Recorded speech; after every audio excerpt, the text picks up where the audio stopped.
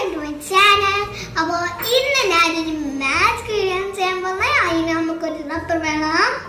അത് നമ്മൾ ഇങ്ങനെ വെച്ച് വെക്കണം. എന്നിട്ട് നമ്മൾ ഇതിൻ്റെ അകത്തൂടെ ഇങ്ങനെ ചേർത്ത് ഇത് കണ്ട ഇതിപ്പോൾ കുരുങ്ങിയതാ ഇവിടെ കുരുക്കായി. നമ്മൾ ഇപ്പോൾ നമ്മൾ ഇങ്ങനെ ഇതിങ്ങനെ ആവും കണ്ടല്ലേ ഇത് ബന്ധമാണ്.